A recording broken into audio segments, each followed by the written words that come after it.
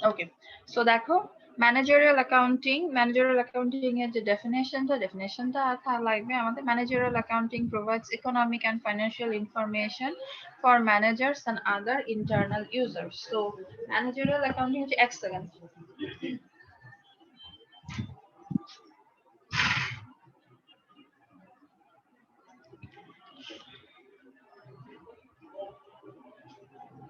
So managerial accounting দেখো, managerial accounting provides economic and financial information for managers and other internal users. So financial information বলতে তোমার মিন করা হয়েছে যে তোমার পার্টিকুলার যে ডিপার্টমেন্টের ম্যানেজার, সেই ডিপার্টমেন্টে আসলে খরচ কতটুকু হচ্ছে, ঠিক আছে, যেটা।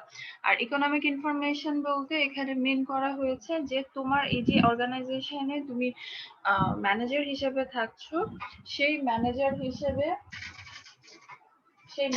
হিসেবে অ্যাকচুয়ালি তোমার কতটুকু কোন কোন ক্ষেত্রে তুমি আসলে খরচটা কমিয়ে ফেলতে পারো, ঠিক আছে, সেই সব ডিসিশন গুলোকে নিয়ে আসার সেই সব ডিসিশন গুলোকে আমরা ম্যানেজারাল অ্যাকাউন্টিং এর মাধ্যমে নিব। অ্যান্ড ম্যানেজারাল অ্যাকাউন্টিং অ্যাকচুয়ালি তোমার বিজনেসটাকে আসলে তোমার ট্যাকটিক্স গুলো বা স্ট্র্যাটেজি গুলো তোমাকে আসলে বলে দেয়। ওকে, অ্যান্ড ম্যানেজারাল অ্যাকাউন্টিং তোমার যত বেশি পারফেক্টলি তুমি এটাকে কন্ট্রোল করতে পারবা খরচ, তোমার সাকসেসটা বিজনেসে আরো বেশি এনশিওর হবে। ওকে, যেমন ধরো তুমি একটা পার্টিকুলার প্রোডাক্ট আগে হচ্ছে সেল করতে ধরো 100 টাকায়, কিন্তু এই প্রোডাক্টটা তোমার ম্যানুফ্যাকচার করতে বা প্রডিউস করতে হয়তো বা খরচ হতো 70 টাকা। সো তোমার এখন প্রফিট কত বা নেট অপারেটিং ইনকাম কত? 30 টাকা। 30 টাকা। ওকে, সো ওই প্রোডাক্টটাই যদি তুমি খরচটাকে কমিয়ে যদি 50 টাকা করে ফেলো, তাহলে তোমার এখন নেট অপারেটিং ইনকাম কত আসবে? 50 টাকা। সরি, 50 50 টাকা আসবে। ইয়েস। সো সি তোমার দেখো খরচটা কমানোর ফলে তোমার এখানে কি হচ্ছে, তোমার এখানে প্রফিট মার্জিনটা বেড়ে যাচ্ছে বা প্রফিটটা তোমার এখানে বেড়ে যাচ্ছে। So once your profit has been increase, তোমার যে এডিশনাল যে ইনকামটা হচ্ছে, সেই ইনকামটাকে কিন্তু তুমি কি করতে পারবা, বিজনেসে আবার রিইনভেস্ট করতে পারবা, এবং এটা কিন্তু তোমার বিজনেসে গ্রোথের কাজ করবে। ওকে, অ্যান্ড এডিশনাল ক্যাপিটাল হিসেবে আসতে পারে। তারপরে হচ্ছে ওই টাকাটা তো, যে টাকাটা থাকছে বা রিটেন আর্নিং যেটা থাকছে ক্যাপিটাল, সেটা তো তোমার বিজনেসের জন্য একটা রিসোর্সের মতোই তো তুমি কাজ করতে পারছো। হ্যাঁ, সো তোমার বিজনেসে কিন্তু আস্তে আস্তে লায়াবিলিটির যে পোর্শনটা, সেই পোর্শনটা কিন্তু কমে যাচ্ছে। যখন তোমার বিজনেসের লায়াবিলিটির পোর্শনটা কমতে থাকবে, তোমার বিজনেস কিন্তু আরো বেশি স্ট্রঙ্গার হতে থাকবে। হ্যাঁ, স্ট্রেন্থিং যে পার্টটা সেটা আসবে।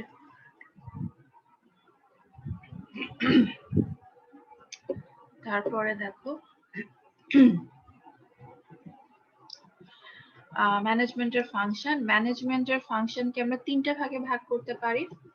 এই যে ম্যানেজমেন্ট ফাংশনস বা ম্যানেজারের যে অ্যাক্টিভিটি বা রেসপন্সিবিলিটিটাকে আমরা তিনটা ভাগে ভাগ করতে পারি। একটা হচ্ছে প্ল্যানিং, ডিরেক্টিং, আর হচ্ছে কন্ট্রোলিং। প্ল্যানিং হচ্ছে ম্যানেজার হুটহাট করে ওয়ান ফাইন মর্নিং আমি চিন্তা করলাম আমি এই ব্র্যান্ডের মেশিন কিনবো না, ম্যানেজার এরকম করতে পারবে না, ঠিক আছে।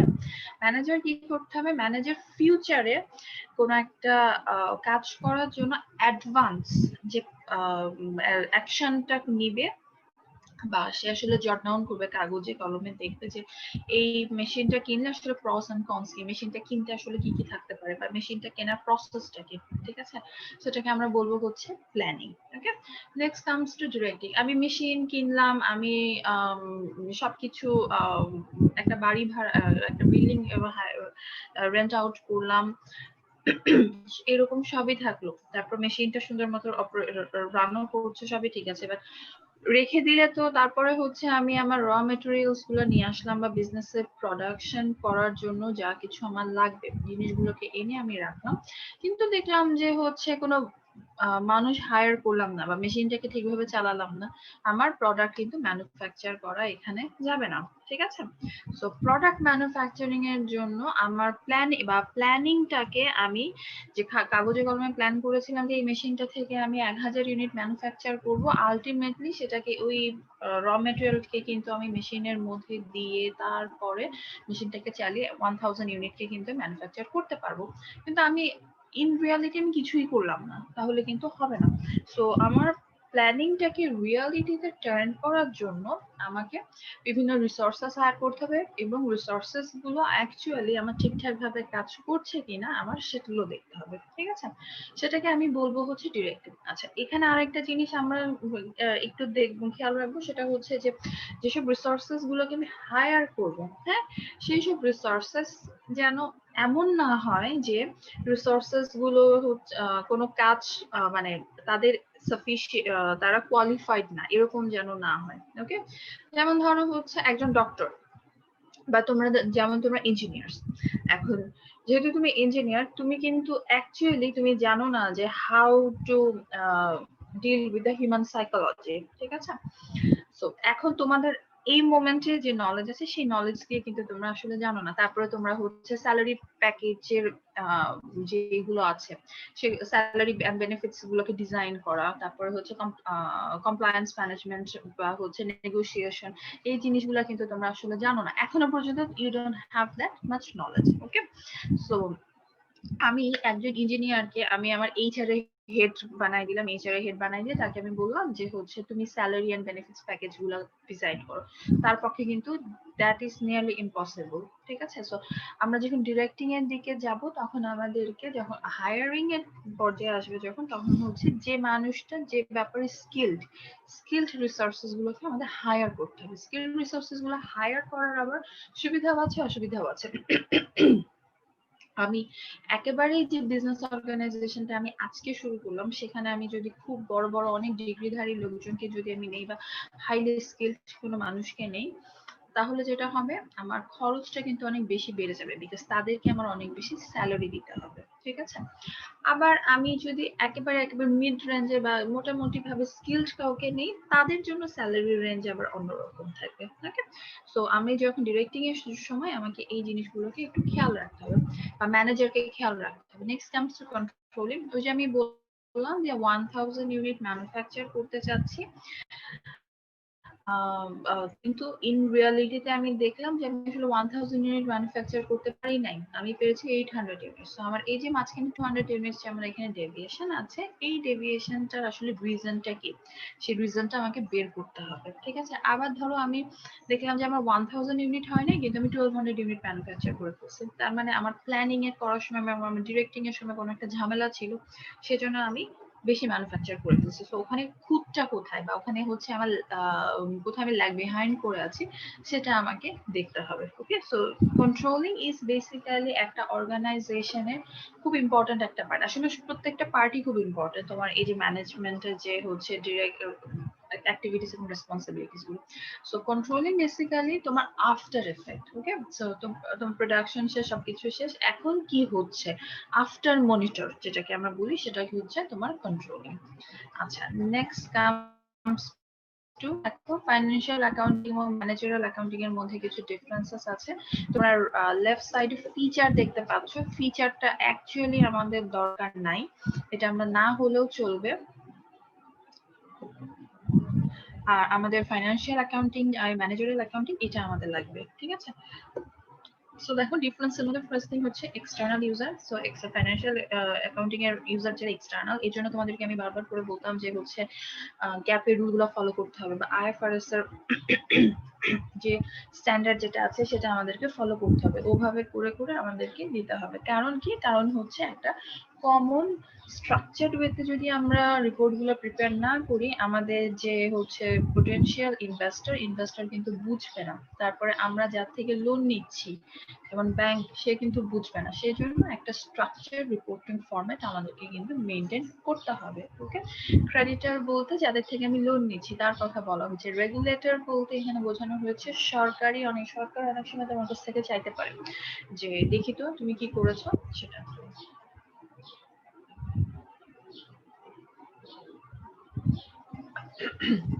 তারপরে দেখো ম্যানেজারাল অ্যাকাউন্টিং এর ক্ষেত্রে, ম্যানেজারাল অ্যাকাউন্টিং হচ্ছে পুরোপুরি ভাবে ম্যানেজার যেহেতু ডিসিশন নেয়, সেজন্য এটা হচ্ছে আমার ইন্টারনাল ইউজারদের জন্য, ঠিক আছে?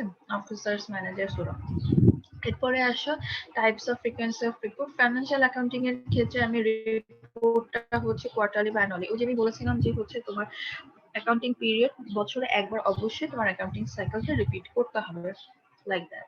ম্যানেজারাল অ্যাকাউন্টিং হচ্ছে যখন তোমার রিপোর্টটা দরকার তখন, এরকম না আমার রিপোর্টে যদি 5 বছর পরে জেনারেট করতে হয় আমি রিপোর্টটা 5 বছর পরেই করব, তার আগে আমি কিছু করব না।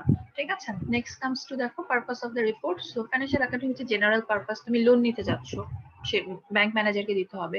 তুমি শেয়ার ছেড়েছো, পোটেনশিয়াল ইনভেস্টর তোমার অর্গানাইজেশনে আসলে ইনভেস্ট করবে কি করবে না। তারপরে ধরো তুমি হচ্ছে সাপ্লায়ারের কাছ থেকে অন ক্রেডিট প্রোডাক্ট কিনতে চাচ্ছ, র ম্যাটেরিয়াল কিনতে চাচ্ছ। এখন সাপ্লায়ার তোমাকে কিসের উপর বেস করে দিবে? তোমার বিজনেসে ফাইন্যান্সিয়াল রিপোর্টটা দেখতে চাইতে পারে সেটার জন্য। তারপরে ধরো তোমার কোনো নবিশ কোনো রিসার্চারের কাছে যাচ্ছ, ঠিক আছে, রিসার্চ যে কিনা কোম্পানির পারফরমেন্স নিয়ে রিসার্চ করতেছে, বা কোম্পানির 5 বছরের পারফরমেন্স নিয়ে বা 10 বছরের পারফরমেন্স নিয়ে রিসার্চ করে সে দেখতেছে যে হচ্ছে কোম্পানিটা এখান থেকে কতখানি পর্যন্ত এগিয়ে আসতে পেরেছে, ঠিক আছে, কতটুকু পর্যন্ত গ্রোথ রেট কতটুকু পর্যন্ত আছে ইন্ডাস্ট্রিতে, আসলে গ্রোথ রেটের তার গ্রোথ অনুযায়ী ইন্ডাস্ট্রিতে কি আসলেই সে সাস্টেন করতে পারবে কিনা, এই টাইপের জিনিসগুলো ধরো কেউ একজন রিসার্চ করতে চাচ্ছে, ঠিক আছে।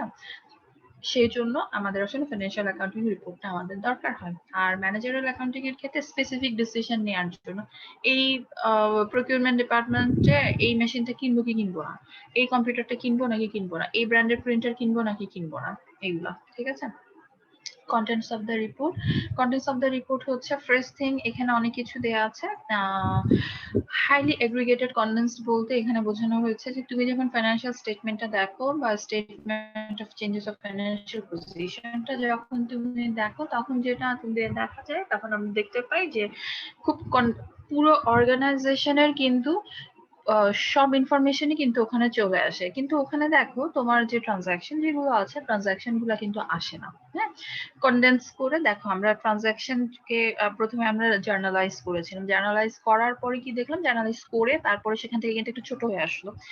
সেই ছোট রিপোর্টটাকে আর একটু ছোট করলাম আমরা কিভাবে, লেজারের মাধ্যমে সামারাইজ ভার্সনের থেকে আরো ছোট করে নিয়ে আসলাম আমরা ট্রায়াল ব্যালেন্সে, ট্রায়াল ব্যালেন্স থেকে statement of changes of financial পজিশনে নিয়ে আসছি। ওখানে আমরা 3টা রিপোর্ট প্রিপেয়ার করেছিলাম, 3টা রিপোর্টে দেখো আলাদা আলাদা করে দেখিয়েছি। সো পুরো অর্গানাইজেশনের কি অবস্থা পুরাটাই, ফাইন্যান্সিয়াল যে রেকর্ড গুলো আছে পুরাটাই কিন্তু আমাদের কি হচ্ছে, আমরা এই ফাইন্যান্সিয়াল অ্যাকাউন্টিং এর যে রিপোর্টস গুলো বানাচ্ছি সেই রিপোর্টস এর মধ্যে কিন্তু আমরা দেখতে পাচ্ছি। আচ্ছা, এখানে আরেকটা জিনিস হচ্ছে আমরা প্রত্যেক জার্নাল যখন করেছিলাম একটু খেয়াল মনে করার চেষ্টা করো, দেখো আমরা ডাবল এন্ট্রি পলিসিটা মেনটেন করেছিলাম। ডাবল এন্ট্রি সিস্টেম মানে হচ্ছে তোমার অ্যাকাউন্টিং এ সরি তুমি হচ্ছে ডেবিট এবং ক্রেডিট আলাদা আলাদা করে বের করছিলাম, ঠিক আছে, এবং বলেছিলাম যে প্রত্যেকটা ট্রানজাকশন ইকুয়াল অ্যামাউন্ট অফ প্রত্যেকটা debit account debit amount equal amount of credit amount দিয়ে ক্রেডিটেড হয়ে যাবে সেটা বলেছিলাম। এবং আমরা এটাও ধরেছিলাম যে জেনারেল অ্যাকসেপ্ট গ্যাপের কিছু প্রিন্সিপালস আমরা ফলো করেছিলাম।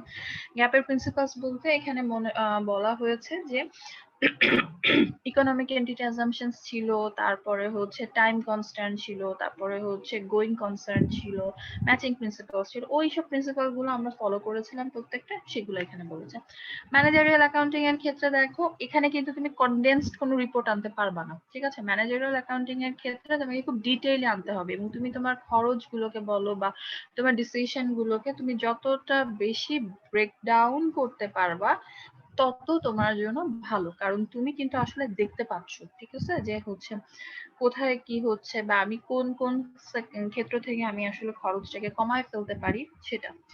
এন্ড এবং এত বেশি আসলে এক্সপ্যান্ড করা হয় যে এটা হচ্ছে তোমার ডাবল এন্ট্রি সিস্টেমের থেকেও আরো বেশি বেড়ে যায়। ওকে, এটা আর হচ্ছে এখানে অ্যাকচুয়ালি গ্যাপের ওরকম কোনো প্রিন্সিপাল নাই, কিন্তু হচ্ছে তোমার একটা স্ট্যান্ডার্ড আছে। যেমন স্ট্যান্ডার্ড বলতে এখানে বোঝানো হয়েছে তুমি যখন খরচগুলোকে ব্রেকডাউন করবা, কোন খরচকে কোন খাতে নিয়ে যাবে সেটার একটা স্ট্যান্ডার্ড আছে, কিছু রুলস আছে সেটা। হ্যাঁ, সেই রুলসটাকে আসলে আমরা এখানে মেনটেন করবো। বাট এমন না যে গ্যাপের একেবারে প্রিন্সিপাল যেগুলো আছে ওরকম ওরকম কিছু না, কিন্তু স্ট্যান্ডার্ডটা তোমার এখানে মেনটেন যদি তুমি এখানে না করো, যেটা হবে সেটা হচ্ছে যে তুমি ম্যানেজারাল অ্যাকাউন্টিং থেকে তুমি যে ডিসিশনটা নিচ্ছ সেই ডিসিশনটা ভুল হোক ঠিক হোক সেটা কিন্তু তোমাকে ফাইন্যান্সিয়াল অ্যাকাউন্টিং এ রিপোর্ট গুলোতে জেনারেট করতেই হবে। ফাইন্যান্সিয়াল অ্যাকাউন্টিং এর রিপোর্টে যখন তুমি জেনারেট করবা তখন দেখা যাবে যে ওইটা কিন্তু আমার বাইরের এক্সটার্নাল ইউজারের কাছে চলে যাচ্ছে, ঠিক আছে। সেই জন্য হচ্ছে আমাদেরকে ম্যানেজারাল অ্যাকাউন্টিং এর ক্ষেত্রে আমাদেরকে যে ডেটাগুলো আছে স্ট্যান্ডার্ডটা স্ট্যান্ডার্ডটা আছে স্ট্যান্ডার্ডটাকে আমাদেরকে মেনটেন করতে হবে। নেক্সট কামস টু দেখো ফাইন্যান্সিয়াল অ্যাকাউন্টিং তোমার অডিট করতে হবে। অডিট করতে হয় মানে হচ্ছে অডিট বলতে এখানে মিন করা হচ্ছে যে এখানে বলছে অডিটেড বাই সিপিএ, আমেরিকান বই সেজন্য এখানে সিপিএ দিয়ে দিয়েছে। হ্যাঁ, সিপিএ হচ্ছে সার্টিফাইড প্র্যাকটিশনিং অ্যাকাউন্টেন্ট, আর আমাদের দেশে হচ্ছে সিএ বা chartered accountant. Do you have any idea regarding CA? CA সম্পর্কে কোনো আইডিয়া আছে? শুনেছো সিএ? হ্যাঁ ম্যাম, হ্যাঁ জি নাম ম্যাম, শুনছি, চার্টার্ড নাম অ্যাকাউন্ট। শুনছি ম্যাম, আইডিয়া নেই ম্যাম। শুনেছে, আইডিয়া নাই। কি শুনেছো সেটা বলো। চার্টার্ড অ্যাকাউন্টিং ম্যাম হচ্ছে কি করে, তোর কাজ কি, একটু জোরে বলো, শুনতে পাই না। বলো, সমস্যা তো নাই, এটা এক্সাম হচ্ছে না, তো ভুল করলে প্রবলেম নাই, বলো চার্টার্ড অ্যাকাউন্টিং কি করে? ম্যাম হচ্ছে ম্যাম অনেক ক্রিটিক্যাল মানে হিসাব নিকাশ বা বড় বড় হিসাব নিকাশ সলভ করার জন্য ওনারা অনেক এক্সপার্ট হয়, অনেক শর্ট ওয়ে জানে। হাই হাই, শর্ট ওয়ে জানে। জি ম্যাম। অনেক ক্রিটিক্যাল হিসাব নিকাশ জানার জন্য ওনারা এক্সপার্ট হয়, ঠিক আছে, কিন্তু অনেক ক্রিটিক্যাল হিসাব নিকাশ ওনারা করে না। ক্রিটিক্যাল এখানে তোমাদেরকে আমি যেটা শিখাচ্ছি ওনারা ওইগুলাই করে, ঠিক আছে।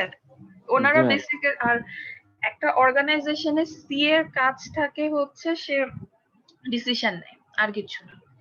ডিসিশন বলতে ধরো তোমার হচ্ছে সি এর কাজ যেটা থাকে, অনেক বড় অর্গানাইজেশন স্কোয়ার অনেক বড় একটা অর্গানাইজেশন। এখন স্কোয়ারে তোমার যখন কেনাকাটা গুলো করা হয় প্রকিউরমেন্ট ডিপার্টমেন্টে, যেমন হচ্ছে মেশিন কিনতেছে, তারপরে হচ্ছে সাপ্লাইস এর জিনিসগুলো কিনতেছে, তারপরে অ্যাসেট কিনতেছে বিভিন্ন। সো এই অ্যাসেট গুলো বলো, তারপরে সাপ্লাইস বলো, এই কেনাকাটা গুলো হচ্ছে আসলে ঠিকঠাক ভাবে হচ্ছে কিনা, মাঝখান থেকে কোনো রকমের কেউ ম্যানিপুলেট করে টাকা 10 টাকার একটা পেন কেউ 20 টাকা করে দেখাচ্ছে কিনা, ঠিক আছে, এটা ওনারা ধরেন। এটা গেল। তারপরে হচ্ছে এই অডিটেড কিন্তু আলাদা জিনিস, এটা আলাদা ওইটা আলাদা। তারপরে হচ্ছে ধরো তুমি কোনো অর্গানাইজেশন বললো যে হচ্ছে আমার এখানে এক্সপেন্সটা কমায় রেভিনিউ জেনারেশনটা বাড়াইতে হবে। তো ওনারা তখন ডিসিশন নেয় যে হচ্ছে এই খাতে আমরা খরচটা কমাতে পারি, কমিয়ে আমরা রেভিনিউটা বাড়াতে পারি, ঠিক আছে।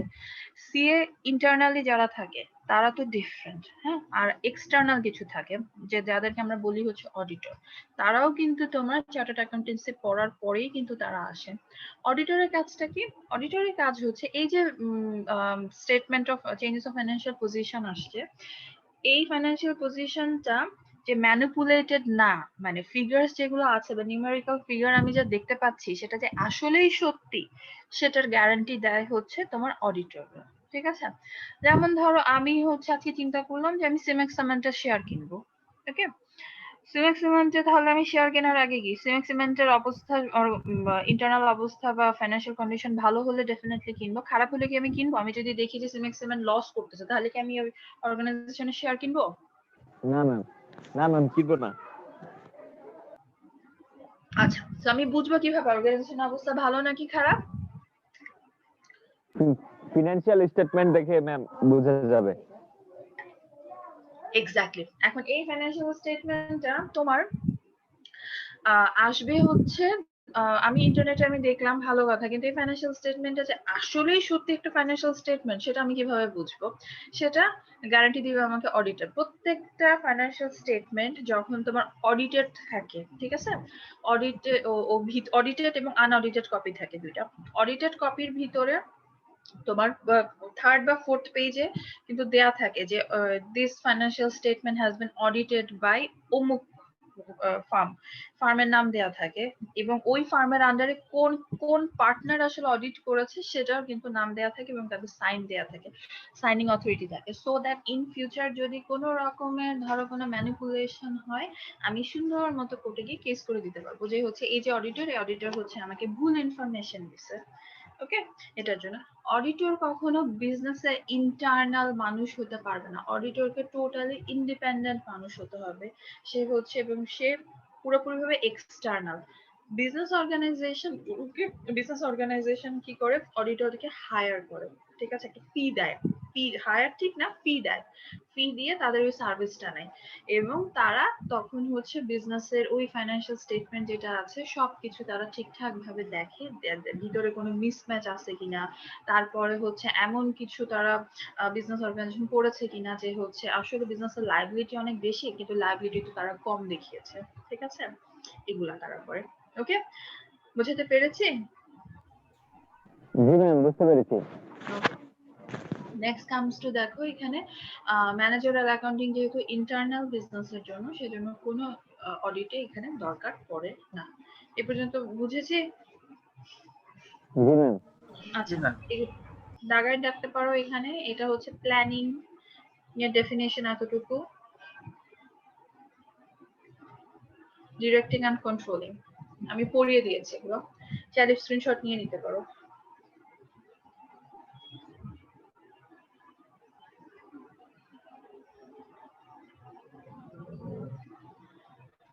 আচ্ছা, একটা অর্গানাইজেশনের স্ট্রাকচার থাকে, এই যে এটা একটু ছোট করে বুঝবা।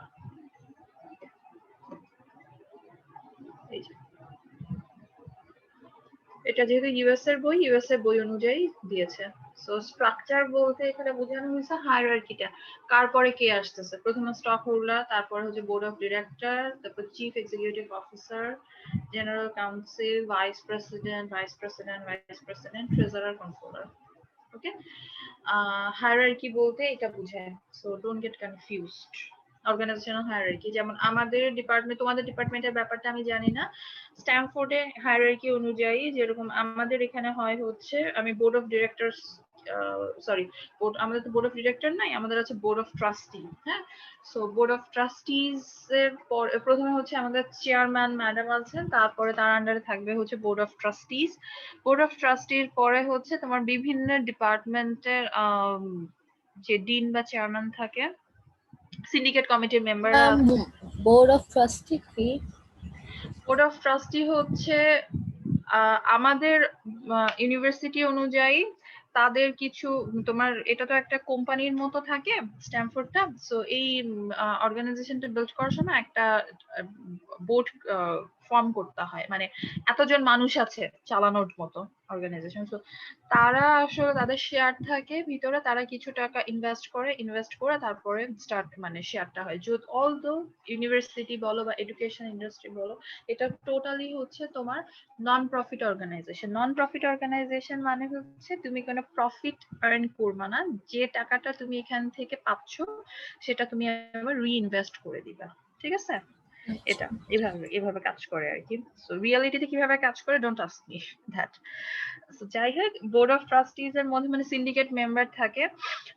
আই এম নট ক্লিয়ার, ওই ব্যাপারগুলো আসলে খুব বেশি আমি ক্লিয়ার না এখানকার, বাট আমি আমার ডিপার্টমেন্টেরটা বলি তোমাদেরকে। আমার ডিপার্টমেন্টের প্রথমে হচ্ছে আমাদের থাকে ডিন স্যারের আন্ডারে আছেন হচ্ছে দুই ক্যাম্পাসে দুটো কোঅর্ডিনেটর। তোমরা জানো আমাদের দুটো ক্যাম্পাস হচ্ছে, একটা হচ্ছে আমাদের ধানমন্ডিতে আমরা অপারেট করি একটা, আরেকটা অপারেট করি হচ্ছে আমরা সিদ্ধেশ্বরীতে, ঠিক আছে? সো ওইখানে দুজন থাকেন, তার আন্ডারে দুই কোঅর্ডিনেটর আন্ডারে আছেন হচ্ছে আমাদের 4 জন ডিপার্টমেন্টাল হেড, ঠিক আছে? ডিপার্টমেন্টাল হেড বলতে এখানে বুঝাচ্ছি ওই যে তোমরা অনেক সময় মেজর করো না, যে হচ্ছে কোনো একটা কনসেন্ট্রেশন যেটাকে বলে, হ্যাঁ, ধরো তুমি এনভায়রনমেন্ট নিয়ে অনেক বেশি পড়াশোনা করতেছো, সো ওরকম আমি জানি না তোমাদের আছে কিনা, বাট আমাদের আছে এরকম।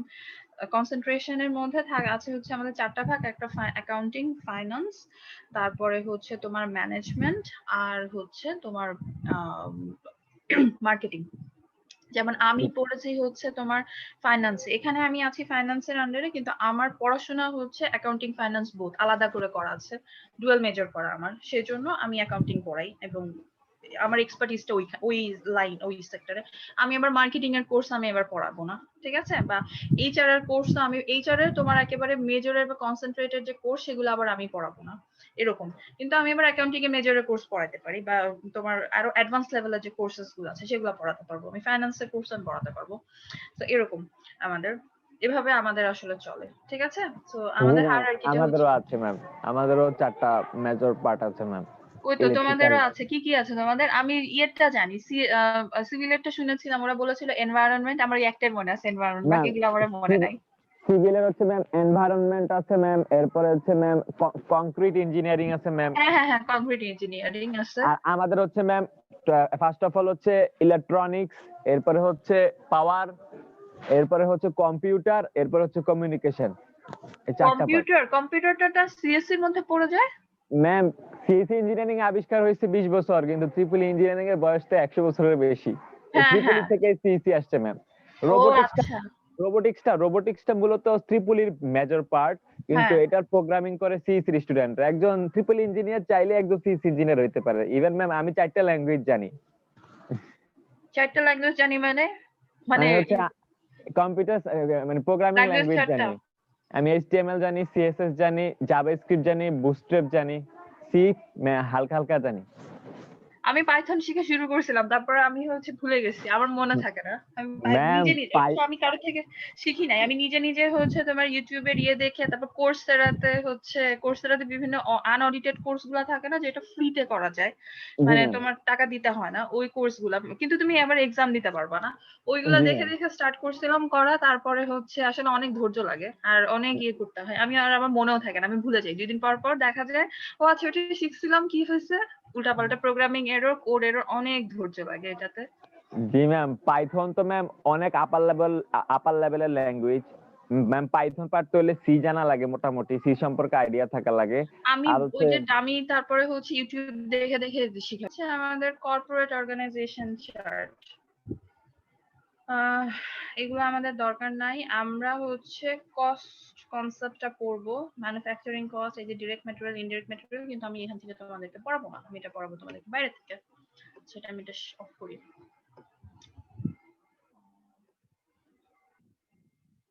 আচ্ছা দাঁড়াও, আমি অন করি। একটা ঝামেলাদায়ক জিনিস।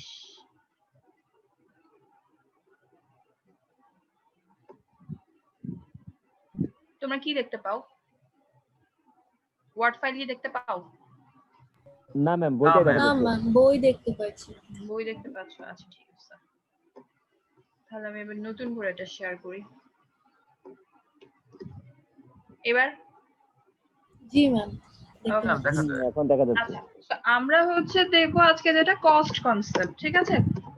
কস্ট কনসেপ্ট মানে তোমার অর্গানাইজেশনে যে খরচ যেগুলো হচ্ছে, ঠিক আছে, কোন কোন খরচগুলোকে তুমি আসলে কন্ট্রোল করতে পারবা, কোনগুলোকে কমালে যেটা কিনা তোমার ডিরেক্টলি তোমার প্রফিটের উপর ইম্প্যাক্ট পড়বে, বা কোন কোন ক্ষেত্রে আসলে তোমার খরচটা বাড়ালে তোমার কোয়ালিটি কন্ট্রোল করা যাবে, বা কোয়ালিটি তোমাকে ডেভেলপ করতে হবে সেটা।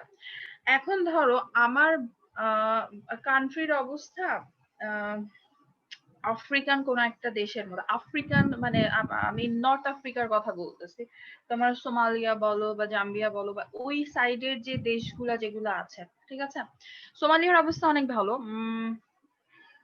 নাইজেরিয়া বলো, এই টাইপের যে দেশগুলো আছে যেখানে মানে মানুষ এত বেশি অভাব বলার মতো না, ঠিক আছে? সো বা ওগুলোর কথা বাদ দাও, কোন একটা দেশ ধরো যেখানে প্রচুর খুবই অভাব, মানুষ রেগুলার বেসিসে তাদের বেসিক নিডসটাই ফুলফিল হয় না, তারা রেগুলার খাওয়া দাওয়া খেতে খাবার পাচ্ছে না, ফুড পাচ্ছে না, ট্রিটমেন্ট পাচ্ছে না, তারপরে এডুকেশন পাচ্ছে না। তো সেই রকম একটা গ্রামে যদি অ্যাপেলের একটা অ্যাপেল স্টোর যদি সেখানে করা হয়, এস্টাবলিশ করা হয়, কি মনে হয় সেল কি বাড়বে অ্যাপেলের নাকি বাড়বে না? বাড়বে না। বাড়বে না কেন? কারণ কেনার লোক নাই।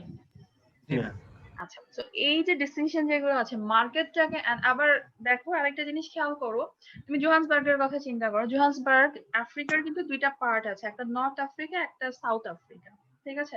সাউথ আফ্রিকা আবার দেখো খুব রিচার ওরা। জোহান্সবার্গের কথা চিন্তা করো, Johannesburg is very much expensive city, ঠিক আছে? জোহান্সবার্গে কিন্তু আবার তোমার এই যে লাক্সারিয়াস যে জিনিসগুলো আছে সেগুলো কিন্তু জোহান্সবার্গে আবার খুব ভালো মতো চলে, ওকে? তারপর থিঙ্ক অ্যাবাউট ইটালির কথা চিন্তা করো। ইটালিতে মিলান অনেক এক্সপেন্সিভ, কিন্তু আমালফি কোস্ট অনেক এক্সপেন্সিভ, কিন্তু তোমার এদিকে রাগুসার দিকে যে ছোট ছোট যে গ্রামগুলো আছে ওগুলো আবার এক্সপেন্সিভ না, ঠিক আছে? সো আমাকে আসলে কোথায় আসলে মার্কেটে আমি পেনিট্রেট করলে আমার সেলটা বাড়বে সেটা আমাকে দেখতে হবে। সেল বাড়া মানে কিন্তু আমার রেভিনিউটাও বেড়ে যাওয়া, ঠিক আছে। সেল বলতে এখানে আমি মিন করছি তোমাকে যে কাস্টমাইজড কোনো প্রোডাক্ট না, তুমি জেনারেল প্রোডাক্ট যত বেশি তুমি সেল করতে পারো। আমরা জানতাম না যে আমাদের রেভিনিউ দুইটা ভাবে জেনারেট হয়, একটা ছিল আমাদের কি ভাবে জেনারেট হয়, ভুলে গেছি। ম্যাম রেভিনিউ জেনারেট হয় ম্যাম হচ্ছে সার্ভিস সেলের মাধ্যমে, এরপরে সার্ভিস হচ্ছে revenue and sales revenue. So revenue. জি ম্যাম। হ্যাঁ, আমরা সার্ভিসের কথা এখানে আনবো না, ঠিক আছে। আমরা এখানে যা কিছু ডিসিশন নিতে হবে এখন আমরা সেলস রেভিনিউর উপরে বেস করে নিব। ওকে, সেলস রেভিনিউ কোনটা? ম্যাটাডোরের একটা পেন আমি 10 টাকা দিয়ে কিনতেছি, আমার ফ্রেন্ডও 10 টাকা দিয়ে কিনতেছে। এমন না যে আমি 12 টাকা দিয়ে কিনতেছি, আমার ফ্রেন্ড 8 টাকা দিয়ে কিনতেছে বা 6 টাকা দিয়ে কিনতেছে, সেটাও কিন্তু না, ঠিক আছে। তো আমরা এখানে ফোকাসটা আমাদের থাকবে হচ্ছে তোমার সেলস রেভিনিউ। সেলস রেভিনিউ কতটুকু বাড়াতে পারবো। সার্ভিস তো টোটালি আলাদা, সার্ভিস তো একজনের থেকে আমি কতটুকু নিচ্ছি সেটা আলাদা ব্যাপার, সেটা আমরা এখানে নিয়ে আসবো না। তো সেটার উপর বেস করে আমাদেরকে কস্ট কনসেপ্ট নিয়ে আমরা কাজ করবো। সো জেনারেলি কস্টকে আমরা 3টা ভাগে ভাগ করতে পারি।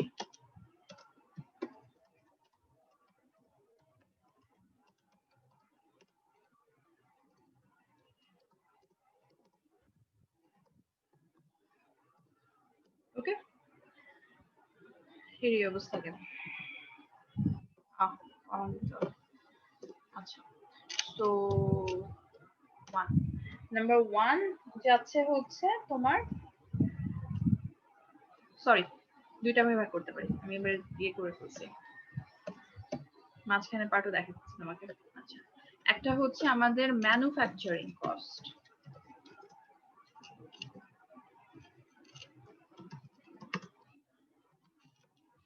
আরেকটা হচ্ছে আমার নন ম্যানুফ্যাকচারিং কস্ট।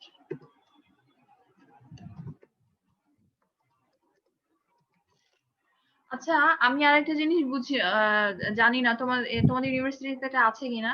তোমরা কি হচ্ছে এক ডিপার্টমেন্ট হয়ে বিলং করে অন্য ডিপার্টমেন্টে তোমরা মেজর করতে পারো বা মাইনর করতে পারো, এরকম কোনো রুল আছে তোমাদের এখানে? ধরো তুমি ট্রিপল ই, তোমরা কি গিয়ে হচ্ছে মাইনর হিসেবে কি সিএসসি তে বা সিভিলের কোনো কোর্স করতে পারবা, এরকম কিছু আছে তোমাদের রুলস? ম্যাম এরকম রুলস এক্স্যাক্টলি আমার জানা নেই, তবে ম্যাম চাইলে মাইনর কোর্সগুলো করা যেতে পারে ম্যাম, যেমন ফান্ডামেন্টাল যে কোর্সগুলো আছে হুম, ওগুলো ফান্ডামেন্টাল করা কোর্স যেতে ওটা তো ম্যান্ডেটরি, ওটা তো করতেই হবে। যেমন তোমাদেরকে ফান্ডামেন্টাল কোর্স বলতে তোমাদের এই যে বাইরের যে কোর্স, যেমন অ্যাকাউন্টিং বাইরের কোর্স, এটা তোমাদেরকে করতেই হবে, সবাইকেই করতে হবে, না করলে এটা সার্টিফিকেট পাবে না। কিন্তু এই যে মাইনরের মানে আমি মিন করতেছি, তুমি তো তোমরা তো ট্রিপল এর স্টুডেন্ট, তোমরা চাচ্ছ সিএসসি তে একটা কিছু কোর্স করতে, ধরো 4টা বা 5টা কোর্স তোমরা করলা, ওই কোর্সগুলো তোমাদের মাইনর হিসেবে থাকবে, এরকম কোনো রুল আছে তোমাদের? ম্যাম। এটা মেবি করা যায় না ম্যাম। করা যায়? না ম্যাম, যায় না ম্যাম, আমি ঠিক জানি না ম্যাম, জানতে হবে ম্যাম। আচ্ছা, ঠিক আছে।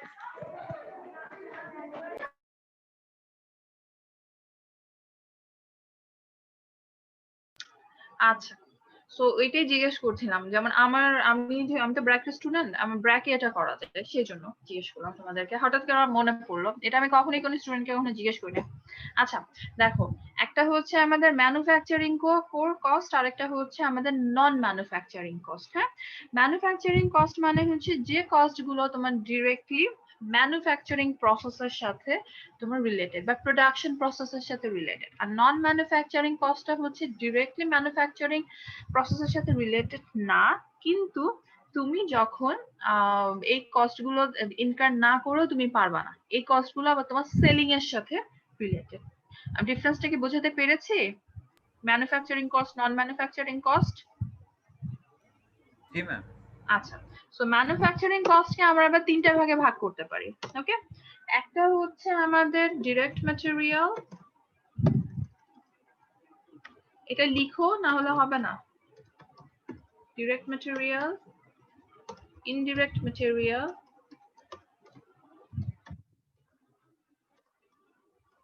manufacturing overhead.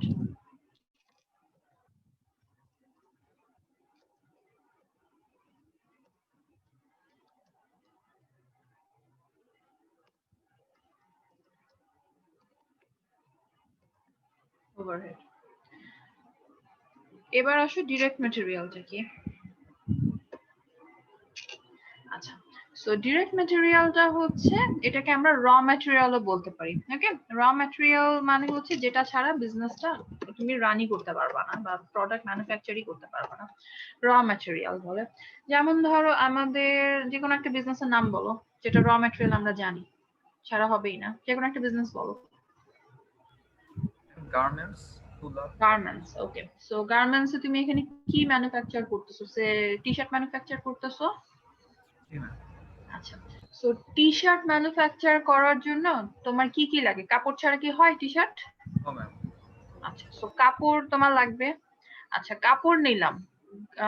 এরপরে তোমার হচ্ছে কাপড়টা রাখলে কি আমার, ধরো কাপড়টা আমি এরকম, ওরা তো ওই যে বড় বড় অনেক বড় বিশাল বিশাল গাঁট ইয়ের মধ্যে কাপড় নিয়ে আসেন।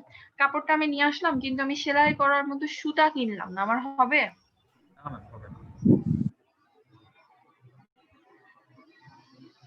কাপড় থেকে কি ডিরেক্টলি আমার এমনি এমনি আমার টি শার্ট হয়ে যাবে? না ম্যাম। না ম্যাম। না ম্যাম। তো তখন আমাকে কি লাগবে? আমাকে হচ্ছে তখন থ্রেডস লাগবে বা সুতা লাগবে। জি ম্যাম। আচ্ছা, সুতা ছাড়া কি আমার এখানে টি শার্ট করা সম্ভব? না ম্যাম, সেলাই করা না যাবে ম্যাম, না। সম্ভব না। সুতা ছাড়া সম্ভব না। সো র ম্যাটেরিয়াল হচ্ছে তোমার সেসব জিনিসগুলা যেগুলা ছাড়া আমাদের যে প্রোডাক্ট যেটা আছে, মেইন যে প্রোডাক্ট আছে সেই প্রোডাক্টটা আমরা ম্যানুফ্যাকচার করতে পারবো না। বাংলায় র ম্যাটেরিয়ালকে তোমার বলে হচ্ছে কাঁচামাল। শুনেছো কাঁচামাল টার্মটা কখনো? জি ম্যাম। জি ম্যাম। ঠিক আছে, আচ্ছা। টি শার্টের এক্সাম্পলটা মনে রাখবা, কারণ হচ্ছে আমরা আরো যখন এক্সাম্পল দিব এই একটা বিজনেস নিয়ে আমরা কাজ করব, ঠিক আছে? আচ্ছা, গেল। এরপরে আসে হচ্ছে তোমার ইনডিরেক্ট ম্যাটেরিয়াল। আচ্ছা, ইনডিরেক্ট ম্যাটেরিয়ালটা আমি পরে বুঝাবো, এখন না, সব মিক্সড করে লিখে ফেলছি। ডিরেক্ট লেবার আগে বুঝাই নি, তারপরে ইনডিরেক্ট ম্যাটেরিয়ালটা বুঝাবো।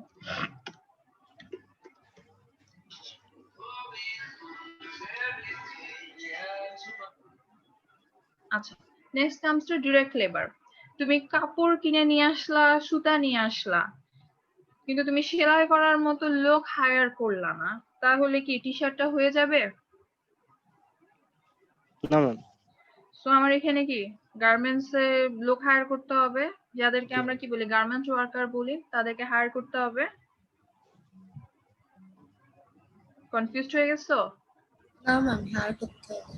হায়ার করতে হবে, সো তাদেরকে আমি বলতেছি হচ্ছে ডিরেক্ট লেবার। ওকে, সো ডিরেক্ট লেবার আরেকটা নাম হচ্ছে আমার টাচ লেবার। টাচ লেবার মানে প্রোডাক্টটাকে সে ডিরেক্টলি টাচ করতেছে, টাচ করে করে সে প্রোডাক্টটাকে এখানে ম্যানুফ্যাকচার করতেছে। ওকে, এই পর্যন্ত আমরা বুঝছি? জি ম্যাম। আচ্ছা, আমি র ম্যাটেরিয়াল ছাড়া, তারপরে হচ্ছে ডিরেক্ট লেবার ছাড়াও কিন্তু আমার কিছু কিছু খরচ আছে, সেই খরচগুলোকে আমি ফেলবো হচ্ছে ম্যানুফ্যাকচারিং ওভারহেডের মাধ্যমে। ওকে, সো ম্যানুফ্যাকচারিং ওভারহেড কে আমি আরেকটা, এটার আবার অন্য নামও আছে, এটাকে আমি বলতে পারি হচ্ছে ইনডিরেক্ট ম্যানুফ্যাকচারিং কস্ট।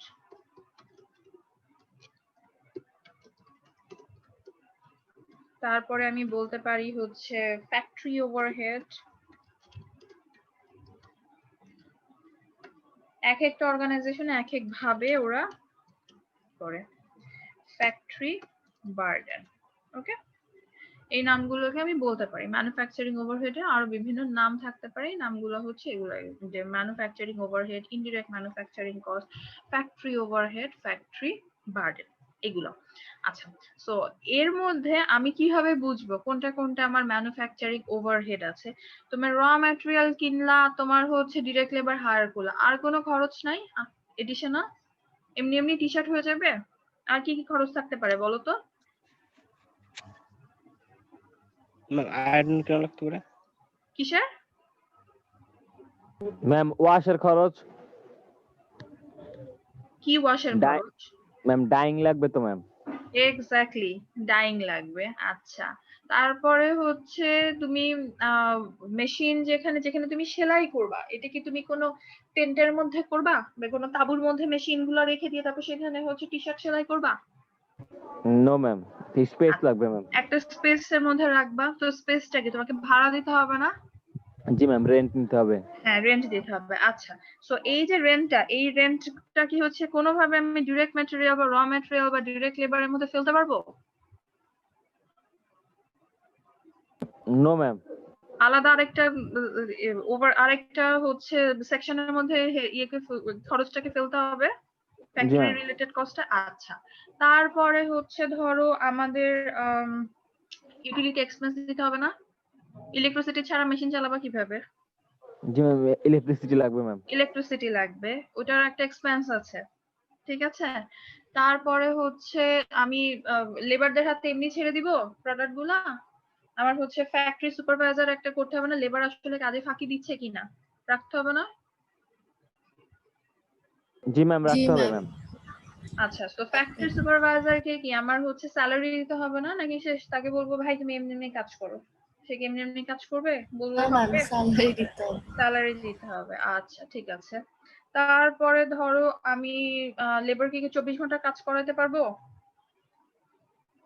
বললাম যে হচ্ছে তুমি সকাল থেকে একেবারে 24 ঘন্টা কাজ করবা এখানে। নো ম্যাম, পসিবল না। তো রাত্রেবেলা কি লেবারকে আমার ছেড়ে দিতে হবে, তাই তো? জি ম্যাম। লেবার যখন রাত্রেবেলা চলে যাবে তখন আমি ফ্যাক্টরি তালা দিয়ে এমনি চলে যাব? এখানে চুরি টুরি হওয়ার একটা ভয় আছে না? জি ম্যাম। সেজন্য এর আমার জন্য গার্ড, সিকিউরিটি গার্ড সিকিউরিটি লাগবে। গার্ড এক্স্যাক্টলি, সিকিউরিটি গার্ডের স্যালারিটা কি আমাকে দিতে হবে নাকি দিতে হবে না? দিতে হবে ম্যাম, না তো করবে কেন? তাহলে করবে কেন? এক্স্যাক্টলি। আচ্ছা, সো তার স্যালারিটা আসবে। আচ্ছা, এটা হচ্ছে আমার ম্যানুফ্যাকচারিং ওভারহেডের মধ্যে পড়বে। আচ্ছা, তারপরে আসবে আরো আছে। আমি একটা টি শার্ট বানালাম, টি শার্টটার পিছন দিকে তোমাদের ওই যে ছোট একটা কাগজের মতো থাকে, কাগজ তো না, এটা কি বলো এটাকে আমি জানি না, পিছন টি শার্টের গলার পিছনে যেটা সাইজটা লেখা থাকে। ম্যাম, লেবেল থাকে, label. Exactly, label. Exactly, very good, label. লেবেলে যেখানে সাইজ দেয়া থাকে, তারপরে হচ্ছে ওয়াশিং ডিরেকশন দেয়া থাকে, ঠিক আছে। সো ওই লেবেলিংটা আমার কি খুব ভালো কোয়ালিটির হওয়ার দরকার আছে? ধরো টি শার্টের, আমি যদি টি শার্টের যে কাপড় যেটা আছে, র ম্যাটেরিয়াল যেটা আছে, সেটাকে আমি খুব সফট কিনলাম না, কিন্তু আমি ম্যাটেরিয়ালটা যদি একটু খসখসে টাইপের কিনি, মানুষ কি আমার থেকে টি শার্ট কিনবে? না ম্যাম। তাহলে একটু ভালো ম্যাটেরিয়ালের ওই কাপড়টা আমাকে কি ভালো ম্যাটেরিয়ালের দিতে হবে, কিন্তু যে পিছন দিকে যে লেবেলিং এ যে ইয়েটা থাকে, লেবেলিংটাকে আমাকে খুব ভালো একটা মানে একেবারে কি বলে এটাকে, খুব টপ কোয়ালিটির লেবেলিং আমাকে কি এখানে দেওয়ার দরকার আছে, যেখানে আমি ওয়াশিং ডিরেকশনটা লিখে রাখতেছি? ম্যাম, চিন্তা করো। তেমন প্রয়োজন নাই তেমন, বাট দিলে তো ম্যাম খরচ বেড়ে যাবে ম্যাম। এক্স্যাক্টলি, দিলে খরচ বেড়ে যাবে। আবার আমি টি শার্টের লেবেলিংটাকে একেবারে বাদ দিয়ে দিতে পারবো? না ম্যাম, বাদ দিলে তো ম্যাম বাদ তো এটা। দেওয়া যাবে না, এটা তো আমাকে রাখতেই হবে, কিন্তু এটার কোয়ালিটির সাথে আমি কি কম্প্রোমাইজ করতে পারি, তাই না? জি ম্যাম। আচ্ছা, র ম্যাটেরিয়ালের কোয়ালিটির সাথে কি কম্প্রোমাইজ করা যাবে? না ম্যাম, র মেটেরিয়াল কোয়ালিটির সাথে কম্প্রোমাইজ করা কম্প্রোমাইজ যাবে না। করা যাবে না, কিন্তু এই ম্যাটেরিয়ালের লেবেলিং এর যে ম্যাটেরিয়াল সেটার সাথে কিন্তু আমি কম্প্রোমাইজ করতে পারি। দেখো, লেবেলিং যেটা, এটা কি তোমার হচ্ছে টি শার্টের সাথে থাকতেছে না লেবেলিংটা? জি ম্যাম, টি শার্টের সাথে টি থাকতেছে। শার্টের পিছনেই তোর সাথে যাচ্ছে। সো তার মানে এটাকে আমরা বলতে পারি হচ্ছে ইনডিরেক্ট ম্যাটেরিয়াল, যেটাকে আমরা একেবারেই বাদ দিতে পারবো না, কিন্তু আমরা কোয়ালিটির সাথে কিছুটা হলেও কম্প্রোমাইজ করতে পারবো, ঠিক আছে। জি ম্যাম। এটা গেল আমাদের ইনডিরেক্ট ম্যাটেরিয়াল। এবার ওই যে বলছিলাম না যে হচ্ছে সিকিউরিটি গার্ডের স্যালারির কথা? জি ম্যাম, জি বলছিলেন। ম্যাম। সিকিউরিটি গার্ডের যে স্যালারি যেটা, সেটা হচ্ছে আমি বলবো ইনডিরেক্ট লেবার। ওকে, এই লেবার হচ্ছে ডিরেক্টলি তোমার প্রোডাকশনের সাথে নাই। আচ্ছা, বিও আর দেখে বিও লেবার স্পেলিং দেখে আবার ঠাস করে পড়ে যায় না, এটা হচ্ছে আমেরিকান স্পেলিং। ওকে, তোমার ব্রিটিশ স্পেলিং হচ্ছে B O U R, don't get confused. জি ম্যাম, জানি আমি। Very good. এমন সময় জানে না, আমাকে হচ্ছে আমি প্রত্যেকবার যখনই আমি অ্যাকাউন্টিং করি তখন আমি বলে দিই ডোন্ট গেট কনফিউজড, কারণ আমাকে একবার একটা স্টুডেন্ট বলছে মিস আপনি তো লেবার স্পেলিং ভুল লিখছেন, পরের বার সে বলেও বেড়াইছে মিস লেবার স্পেলিং জানে না, সেই কারণে। আচ্ছা, নেক্সট কামস টু দেখো indirect material, indirect labour, and all factory and plant related, all factory and plant related expenses. So factory overhead চেনার ওয়েটা হচ্ছে ইনডিরেক্ট ম্যাটেরিয়াল, যে ম্যাটেরিয়ালটা তোমার একেবারে ইন্ডিসপেন্সেবল কোনো এলিমেন্ট না, মানে কোয়ালিটি ইন্ডিসপেন্সেবল, খুব হাই কোয়ালিটি বা টপ নচ কোয়ালিটি হতে হবে এমন কোনো কথা নাই, কিন্তু এটাকে তুমি বাদও দিতে পারবে না, ঠিক আছে? এটা হচ্ছে আমার ইনডিরেক্ট ম্যাটেরিয়াল। ইনডিরেক্ট লেবার হচ্ছে যেটা টাচ লেবার না, এই যে সিকিউরিটি গার্ড কি হচ্ছে তোমার ইয়ে করতেছে, এই এসে টি শার্ট ম্যানুফ্যাকচার করে দিয়ে যাচ্ছে নাকি টি শার্ট সেলাই করে দিয়ে যাচ্ছে, ঠিক আছে? তারা কিন্তু দুইটার কোনোটাই করতেছে না, ওকে? এটা আমার পড়বে হচ্ছে ইনডিরেক্ট লেবার। তারপরে হচ্ছে তোমার ফ্লোর ক্লিনার থাকে না, প্রত্যেকটা অর্গানাইজেশনে ফ্লোর ক্লিনারও কিন্তু তোমার ইনডিরেক্ট লেবারের মধ্যে পড়বে। তারপর জ্যানিটর তোমার ইনডিরেক্ট লেবারের মধ্যে পড়বে। জ্যানিটর বলতে এখানে বোঝানো হচ্ছে তোমার যে ডোর একজন খুলে দেয় না, যে হচ্ছে দরজা খুলে দিচ্ছে, সেটা জি ম্যাম। তাদের স্যালারিটাও পড়বে হচ্ছে তোমার ইনডিরেক্ট লেবারের মধ্যে, ঠিক আছে? ফ্যাক্টরি এন্ড প্ল্যান্ট রিলেটেড এক্সপেন্সের মধ্যে আসতে পারে ফ্যাক্টরি রেন্ট, আসতে পারে ফ্যাক্টরি হচ্ছে তোমার ডেপ্রিসিয়েশন এক্সপেন্স আসতে পারে। ডেপ্রিসিয়েশন এক্সপেন্স মানে হচ্ছে তোমার যে অ্যাসেট, যে সেলাই মেশিন যেটা আছে, সেলাই মেশিনটা তো তোমার একেবারে এমন না যে কিয়ামত পর্যন্ত চলবে বা একেবারে হচ্ছে 20-50 বছর পর্যন্ত একটা মেশিন চলবে, তা কিন্তু না। মেশিন তোমার মেশিনের একটা লাইফ লাইন থাকে, যে আমরা এই মেশিনটাকে আমরা চালাতে পারবো সে 10 বছর পর্যন্ত, ঠিক আছে? এখন 10 বছর পরে গিয়ে কি তোমাকে একটা মেশিন কিনতে হবে, নতুন একটা মেশিন তোমাকে কিনতে হবে। সো ওই নতুন মেশিনটা কেনার জন্য তুমি কি করবা, তুমি আজকে থেকে, যেদিন থেকে তুমি মেশিন কিনলা তার সেকেন্ড ইয়ার থেকে, ধরো দিস ইয়ার 1 বছর থেকে, সেকেন্ড ইয়ার তো না, আজকে 0 ইয়ার, নেক্সট ইয়ারে যখন 1 বছর যখন হয়ে যাবে তখন হয়ে যাবে হচ্ছে 1 ইয়ার। ইয়ার 1 থেকে তুমি মেশিনের ওইটা দেখাবা যে ওইটা ক্ষয় হয়ে যাচ্ছে, খরচ হয়ে যাচ্ছে বা ওয়্যার আউট হয়ে যাচ্ছে, ওই খরচের এগেইনস্টে তুমি একটা অ্যালাউন্স ক্রিয়েট করবা, ঠিক আছে? সেটাকে আমরা বলতেছি হচ্ছে ডেপ্রিসিয়েশন। সো দ্যাট 10 বছর পরে গিয়ে মেশিনটা যখন টোটালি ওয়্যার আউট হয়ে যাবে, তোমার কাছে হাতে একটা টাকা থাকবে, ওই একটা অ্যালাউন্স ক্রিয়েট করছিলা না, সেই অ্যালাউন্সে টাকাটা দিয়ে তুমি আবার একটা নতুন অ্যাসেট কিনতে পারবা বা নতুন মেশিন কিনতে পারবা, ঠিক আছে? This is known as my depreciation. এই অ্যালাউন্সটা রাখার কারণটা হচ্ছে তোমার 10 বছর পরে তুমি যখন মেশিনটা কিনবা তখন কি তোমার এক গাদা টাকা লাগবে মেশিন কিনতে, অনেক বেশি খরচ হয়ে যাবে, সেই জন্য তুমি আজকে থেকে প্ল্যানিংটা করছো যে 10 বছর পরে তো একটা মেশিনটা হবে, নতুন মেশিন আসবে আমার, তখন টাকাটা আমি আজকে থেকে সেভ করতেছি। পুরানো যে মেশিন আছে সেই মেশিনটা কি করবা, তুমি পুরানো মেশিনটা তুমি তখন চাইলে কি করতে পারো, পুরানো মেশিনটাকে তুমি তখন চাইলে সেল করে দিতে পারো, ঠিক আছে? ওই যে মেশিনের তো বিভিন্ন না চললেও বিভিন্ন পার্টস গুলা থাকে, মেটাল যে পার্টস গুলা থাকে, পার্টস গুলাতে তুমি ধোলাই খালি কি সেল করতে পারো। তুমি যে দামে কিনছো সেই দামের থেকে বেশি দামে যদি তুমি ধরো সেল করতে পারো, তাহলে সেটা হচ্ছে তোমার হবে ক্যাপিটাল গেইন, অ্যাসেট সেলিং এর ক্ষেত্রে, ঠিক আছে? আর যে দাম থেকে তুমি হচ্ছে যে কম দামে সেল করো, তাহলে এটা হবে হচ্ছে তোমার ক্যাপিটাল লস। বুঝছি এই কনসেপ্টটা? জি ম্যাম। নাকি মাথার উপর দিয়ে চলে গেল? জি ম্যাম, মোটামুটি বুঝতে পারছি। মোটামুটি বুঝতে পারছো? আর বাকিদের কি, বাকিটা কেউই কিছু বুঝো নাই নাকি? ম্যাম একটু কনফিউশন আছে মোটামুটি। বলো কি কনফিউশন, বলো। না আরেকবার বলে একটু ক্লিয়ার হইতো। আর একবার বললে ক্লিয়ার হতো। আচ্ছা ঠিক আছে। সেলাই মেশিন, আমরা তো গার্মেন্টস এর এটা নিয়ে কাজ করতেছি, গার্মেন্টস। আচ্ছা, আমাদের টি শার্ট সেলাই করার জন্য কি সেলাই মেশিন লাগবে? জি ম্যাম। আচ্ছা, সেলাই মেশিনটা কি তোমার একেবারে 100 বছর ধরে চলবে? না ম্যাম। সেলাই মেশিনটা কি তোমার 10 বছর ধরে চলবে? ম্যাম জি 10 বছর চলতে পারে, 5 বছর চলতে পারে, সেটা তো মেশিনের উপর ডিপেন্ড করবে। Not really. আচ্ছা, 10 বছর কিভাবে চলতেছে আমরা বুঝবো কিভাবে যে মিস এটা যে 10 বছরই চলবে, আপনি কিভাবে বলতেছেন? আচ্ছা, এটা বলার কারণটা হচ্ছে তোমার বিভিন্ন ব্র্যান্ড গুলা যখন এই বিজনেসের ক্ষেত্রে, আমাদের বাসার এগুলা না, ঠিক আছে, বিজনেসের ব্র্যান্ডের ক্ষেত্রে দেখা যায় অনেক সময় ওরা ওয়ারেন্টির কথা আমি এখানে বলতেছি, warranty guarantee is a different thing. এই মেশিন গুলা যখন প্রোডাকশন করা হয় তখন কিন্তু ওরা বলেই দেয় যে আপনার এই মেশিনটা সে আপনার 10 বছর পর্যন্ত চলবে বা 5 বছর পর্যন্ত চলবে, ঠিক আছে? তো 5 বছরের আগেও কিন্তু নষ্ট হয়ে যেতে পারে, আবার 5 বছরের পরেও কিন্তু নষ্ট হয়ে যেতে পারে, ঠিক আছে? কিন্তু ওরা, তুমি ধরে রাখবা টাইম লাইন একটা মেশিনের, ওরা যেটা কোম্পানি যেটা ক্লেম করবে সেটাকেই তুমি ধরে রাখবা, ঠিক আছে? সে কোম্পানি ক্লেম করছে যে মেশিনটা 10 বছর পর্যন্ত চলবে, কোম্পানি কিন্তু আন্দাজে এমনি এমনি ক্লেম করবে না। এমনি এমনি যদি ক্লেম করে তাহলে মার্কেটে ওদের রেপুটেশনটা কিন্তু খারাপ হবে। সে কোম্পানি বলছে 10 বছর, কিন্তু 2 বছর পর মেশিনটা যাচ্ছে নষ্ট। ব্যাড ওয়ার্ড স্প্রেড করবে। সো কোম্পানি কখনো এমনি এমনি কোনো কিছু ক্লেম করবে না, কোম্পানি জেনে শুনে বুঝে কিন্তু ক্লেম করবে। ওদের কি তোমার কাছে সেল করলে কি ওদের বিজনেস শেষ? ওদের আরো বিজনেস করতে হবে না লঙ্গার পিরিয়ড অফ টাইমের জন্য, সেই জন্য। ঠিক আছে, ধরি আমি এখানে 10 বছর পর্যন্ত একটা মেশিন চলবে। তো 10 বছর পরে তোমাকে কি নতুন মেশিন একটা কিনতে হবে? ইয়েস ম্যাম, জি ম্যাম, জি নতুন ম্যাম। মেশিন কিনতে হবে। আচ্ছা, নতুন মেশিন কেনার জন্য কি তোমাকে কি ফ্রি মেশিন দিবে নাকি তোমাকে টাকা খরচ করতে হবে? না ম্যাম, টাকা খরচ করতে হবে। টাকা খরচ করতে হবে। সো 10 বছর পরে তুমি যখন মেশিনটা কিনবা, you need a lot of মানি।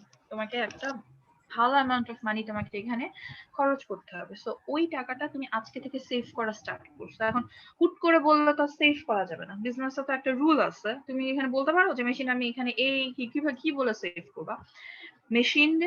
মেশিনটাকে আমি যে টাকাটা দিয়ে, ধর মেশিনটা আমি কিনেছি 10,000 টাকা দিয়ে, ঠিক আছে, 10 বছর পর্যন্ত চলবে।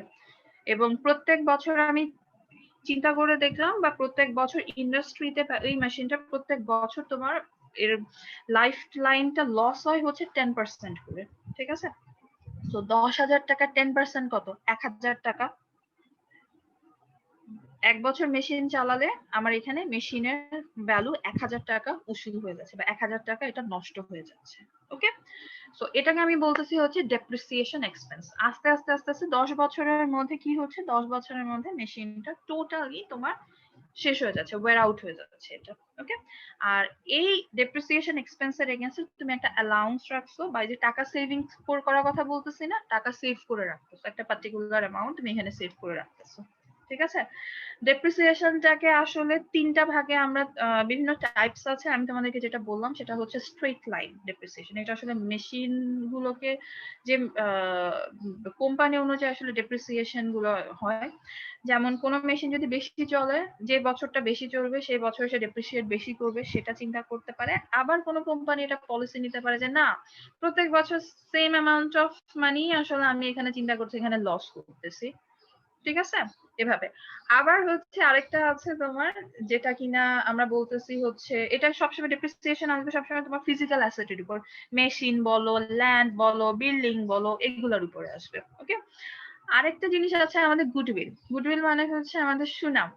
সুনামটা কি? সুনাম হচ্ছে তুমি লাক্সের সাবান কিনবা নাকি তুমি কসকস সাবান কিনবা, তুমি লাক্সের, তুমি কিন্তু দেখো নাই, তুমি শুনে আসছো সারা জীবন যে কসকস সাবানে ফেনা কম হয়, এজন্য কসকস সাবান ইয়ে করতে হবে। ওকে, আর লাক্সের সাবান কি? লাক্সের সাবান ইউজ করলে সুন্দর মতো নায়িকাদের মতো হয়ে যাওয়া যায়। This is the reason I want lux. বা আমার খুব লাস্টারিয়াস হেয়ার চলে আসবে, বা খুব সুন্দর একটা চুল আসবে যদি আমি সানসিল্কের মিনি প্যাক শ্যাম্পু ইউজ করি। ঠিক আছে, দ্যাট ইজ বেসিক্যালি গুডউইল। মার্কেটে এটার একটা ভ্যালু আছে, এবং বিজনেস অর্গানাইজেশন গুলো প্রত্যেক বছর বছর এই গুডউইলের উপরে কিন্তু তারা ডেপ্রিসিয়েট করে, যেটাকে আমরা বলি হচ্ছে অ্যামোর্টাইজেশন। ঠিক আছে, এটা গেল এরকম।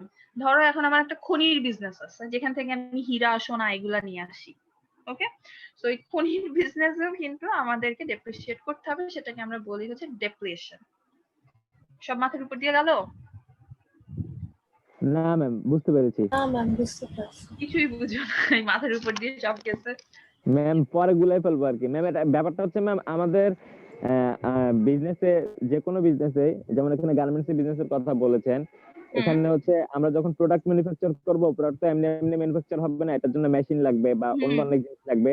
এই মেশিন গুলা নির্দিষ্ট একটা ভ্যালিডিটি থাকে, যেটা এত বছর পর্যন্ত চলতে পারে। তো আমাদেরকে ওই প্ল্যানটা মাথায় রেখে, যাতে এত বছর পর তো কোম্পানিটা অফ হয়ে যাবে না, কোম্পানিটা যাতে আবার আগের মতো করে ম্যানুফ্যাকচার করতে পারে, প্রোডাক্ট আরো ম্যানুফ্যাকচার করতে পারে, সেজন্য মেশিনটা কেনার জন্য আগে থেকে প্ল্যান করে কিছু টাকা সেভ করে রাখে। দেন হচ্ছে নির্দিষ্ট সময় পরে যখন মেশিনটা সাপোজ 10 বছর পরে নষ্ট হওয়ার কথা, নষ্ট হয়ে গেছে, তখন আর একসাথে বার্ডেন হয়ে কোম্পানির উপর পড়ে না এতগুলা টাকা। তখন সে ওই সেভিংস থেকে নিয়ে একটা নতুন অ্যাসেট, মানে মেশিন কিনে নতুন একটা ক্যাপিটাল ক্রিয়েট করে। এক্স্যাক্টলি, এটাই হচ্ছে আমার ডেপ্রিসিয়েশন অ্যালাউন্সেস। আচ্ছা, অ্যালাউন্স আসলে কোম্পানি অনেক টাইপেরই থাকতে পারে, এটা বিজনেসের উপরে তোমার ডিপেন্ড করবে। ডেপ্রিসিয়েশন আমি রাখবো যে সেই অ্যাসেট গুলোর উপরে যেগুলো আমি চোখে দেখতে পাচ্ছি, আমি যেগুলো হচ্ছে টাচ করতে পারতেছি সেগুলা। গুডউইল কি তুমি চোখে দেখতে পারতেছো? সুনাম কি তুমি চোখে দেখতে পারতেছো? সুনাম কিন্তু তুমি চোখে দেখতে পারতেছো না। 2 দিন পর পর স্যামসাং এর নামে যে কেস দেয়, ল ফাইল শুট করে, হ্যাঁ ও ডিজাইন কপি করছে, ওর এটা করছে ওইটা করছে, একবার করে স্যামসাং এর নামে যখন কেস হয় বা ল ফাইল শুট হয়, তখন কি হয়, তখন দেখবা স্যামসাং এর শেয়ারের প্রাইসিংটা কমে যায়। ঠিক আছে, কেন জি ম্যাম। কমে যায় তার কারণটা হচ্ছে তোমার স্যামসাং ওই সময়টাতে তোমার ওদের ওই গুডউইলটা বলো, মানুষ চিন্তা করে স্যামসাং এটা বাজে কাজ করে ফেলছে, গুডউইল নষ্ট হয়েছে মার্কেটে, স্যামসাং এর শেয়ার রাখবো না, শেয়ারের প্রাইসিং কমে যায়। সেম থিংটা কিন্তু তোমার হয়েছিল যখন ফেসবুকের শেয়ার প্রাইসিংও কিন্তু কমে গেছিল। কখন জানো, যখন হচ্ছে তোমার ওই যে মার্ক জুকারবার্গকে যে হচ্ছে এফডিআই ডেকে নিয়েছে, সিন্ডিকেটের সামনে নিয়ে যে হচ্ছে ইয়ে করলো, মনে পড়ে? লাস্ট ইলেকশনের সময় ম্যাম, হ্যাঁ, ডোনাল্ড ট্রাম্প ভার্সেস হচ্ছে ম্যাম হিলারি ডেকে ক্লিনটন তারপরে বললো যে ইলেকশনের হচ্ছে তোমার হাউ ডেয়ার ইউ টু, সে জিজ্ঞেস করলো যে হচ্ছে তখন সিন্ডিকেটে ওই যে জুরি বোর্ডের জুডিশিয়াল বোর্ডের সামনে যখন আসলো, জুডিশিয়াল বোর্ডের সামনে তাকে জিজ্ঞেস করা হয়েছে যে সে কোনো কিছু সেল করে দিচ্ছে কিনা। মানুষ, আমরা তো ফেসবুকে যখন ইউজ করি আমরা আমাদের পার্সোনাল অনেক ইনফরমেশন আমরা দিয়ে দিই, সেই ইনফরমেশন গুলো আমরা সেল করতেছি কিনা, এই জিনিসগুলা হচ্ছে আমাদেরকে তখন সামনে আসলো যখন, তখন তোমার ফেসবুকের শেয়ারের প্রাইস ভ্যালুটা কমে গেছে। তার রিজনিংটা হচ্ছে তোমার একটা নেগেটিভ ইম্প্যাক্ট আসছে ফেসবুকের সম্পর্কে মানুষের, এই জন্য। ম্যাম আমাদের তো ম্যাম গত 10 বছর যাবত পৃথিবী দাপিয়ে বেড়াচ্ছে টেক বিজনেস গুলা ম্যাম, সব কিন্তু ম্যাম টেক বিজনেস, ফেসবুক বলেন, এরপরে হচ্ছে ম্যাম কি দাবিয়ে নেটফ্লিক্স, বেড়াচ্ছে? ম্যাম টেক বিজনেস গুলা, টেকনোলজি বিজনেস হ্যাঁ গুলা। হ্যাঁ হ্যাঁ হ্যাঁ হ্যাঁ, টেক বিজনেস। কিন্তু ম্যাম হ্যাঁ টেকনোলজি বিজনেস গুলার কিন্তু একটা ভাইটাল অ্যামাউন্টের বা প্রফিট কিন্তু তারা করে শুধু ম্যাম ইনফরমেশন বিক্রি করে। হ্যাঁ ম্যাম এইটা ম্যাম কন্ট্রোল করা যায় না ম্যাম, কারণ প্রত্যেকটা কোম্পানির কাছে ম্যাম এত মানুষের ইনফরমেশন থাকে, শুধু ফোন নাম্বার ইমেল অ্যাড্রেস বিক্রি করা যায় কোটি কোটি ম্যাম। হ্যাঁ, ফোন নাম্বার ইমেল অ্যাড্রেস তোমার বিক্রি হয়, ফোন নাম্বার ইমেল অ্যাড্রেস বিক্রি হয় দেখেই কিন্তু তুমি মাঝে মাঝে অনেক আজেরা মেল পাও। যেমন ধরো আমাদের এখানে যেটা হচ্ছে, ব্র্যাক ব্যাংকের এখান থেকে আসছে, এই ব্যাংকের ওখান থেকে আছে, ক্রেডিট কার্ড নেন, এই নেন সেই নেন, অথচ ব্র্যাক ব্যাংকে কিন্তু আমার কিছুই নাই ইনফরমেশন। জি ম্যাম, এগুলো ম্যাম অ্যাফিলিয়েটেড ইমেল মার্কেটিং করে ম্যাম এগুলো নিয়ে। ম্যাম সাপোজ ম্যাম আমি একটা জব করছিলাম ম্যাম, ওই সময় দেখতাম ম্যাম আমাদের কোম্পানি থেকে বাংলাদেশের অনেক কোম্পানি, আমাদের কাছে এ পর্যন্ত সবচেয়ে বেশি ডেটা আছে ফুড পান্ডায়, মানুষের অনেক ডেটা আছে ম্যাম, আমাদের থেকে অনেক কোম্পানি ডেটা কিনে নিয়ে যেত। তারা শুধু একটা পারপোজ থাকে ম্যাম, এটা কিন্তু বন্ড সাইন করে নিতে হয়, আমি এই পারপোজে ইউজ করব। ইমেল মার্কেটিং এর জন্য নিত, কেউ অন্য কাজে নিত ম্যাম, এরকম কি। ইভেন তোমার আরো আছে, তোমার হচ্ছে এই যে আগে কিন্তু কারা জানো কোথেকে, কিন্তু আগে এখন তো ফুড পান্ডা আসছে, প্রথম দিকে অনেক সময় তোমার সেল করতো ডাটা হচ্ছে ওই যে তোমার, আমরা ওই মিনা বাজার বলো বা আগরবাতে বলো, ওই যে পন্ডস এর কিছু মহিলা থাকে না আইলের মধ্যে, যে শ্যাম্পু আপনি কয়দিন কোন শ্যাম্পু ইউজ করতেছেন, কয়দিন ধরে শ্যাম্পু ইউজ করেন উইকে, তারপরে হচ্ছে আপনার ইমেল অ্যাড্রেসটা দেন, ফোন নাম্বার দেন, বলতো না? এখনো আছে মিনা বাজার বলো বা এরকম বাইরের কিছু, ওদের ইন্টারনাল লোকজন ছাড়া বাইরের কিছু লোকজন থাকে। মাঝখানে থাকতো প্যান্টিনের, থাকতো প্যান্টিন শ্যাম্পু, তারপর ট্রেসেমি শ্যাম্পু থাকতো, পন্ডস এর থাকতো, তারাও কিন্তু এরকম ডেটা গুলো তারা হচ্ছে পারচেস করে, তারাও কিন্তু সেল করে দিত data. So whenever you are sharing your email address, whenever you are sharing your cell phone number, সবসময় এটাই হবে তোমার, এখানে ডেটা ওরা ইয়ে করে দিবে, ওরা সেল করে দিবে, এটা ওরা করবেই। আর ডেটা অ্যাকচুয়ালি যেটা হয়, ডেটা সেলিং এর আরেকটা ব্যাপার হয় করে, সেটা হচ্ছে এই পার্টিকুলার কনজিউমারটা অ্যাকচুয়ালি লাস্ট 10 বছরে এই প্রোডাক্ট কতটুকু কনজিউম করছে, তার কি ইন ফিউচারে কি এই প্রোডাক্ট সে কনজিউমার করতে চাইবে নাকি চাইবে না। যেমন গতকালকে আমাকে আর্ম থেকে ফোন করছে, ফোন করে আমাকে বলতেছে যে হচ্ছে আপনারা ইয়ে করবে, কি জানি এটা বলো, ও আমরা আমাদের ওয়েবসাইট ডেভেলপ করবো, সেজন্য একটা সার্ভে আপনি ইয়ে করবেন, সার্ভে একটা যদি করতে চান তাহলে আমরা দিতে পারি আপনাকে। আমি বলছি ঠিক আছে পাঠায় দেন সার্ভে। সো ওয়েবসাইট ডেভেলপমেন্ট, এবং তারা আসলে তাদের এই বিজনেসটাকে আরেকটা নতুন আরেকটা পর্যায়ে নিয়ে যাওয়ার চিন্তা ভাবনা করতেছে। This is the reason they are doing it this. So data খুব ভাইটাল একটা জিনিস, ক্রুশিয়াল একটা জিনিস, ডেটা দিয়ে তুমি অনেক কিছু করা যায় এটাতে। বাংলাদেশে তো আছে, এটা কিছুই করার নাই, আমরা আমাদের ডেটা আমরা সবই দিয়ে দিচ্ছি।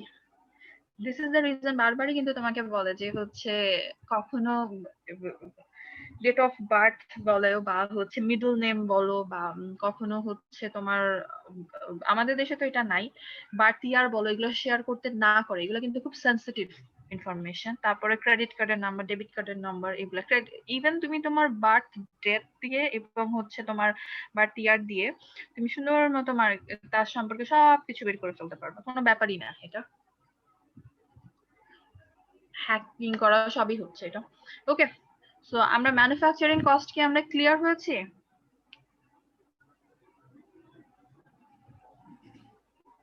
ম্যানুফ্যাকচারিং কস্ট কি আমরা clear? Yes, ma'am. Clear. Okay. Next comes to my non-manufacturing cost. So non-manufacturing cost এর মধ্যে আমাদের আসবে হচ্ছে দুইটা জিনিস, একটা আসবে হচ্ছে selling cost আর নাম্বার 2 হচ্ছে আমাদের administrative cost.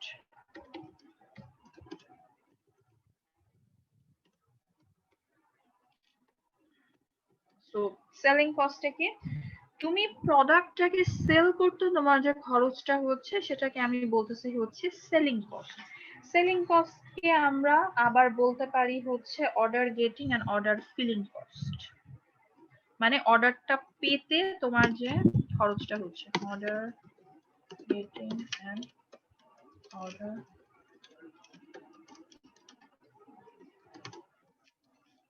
Feeling cost. Administrative cost আমরা কিভাবে চিনবো? All office related cost.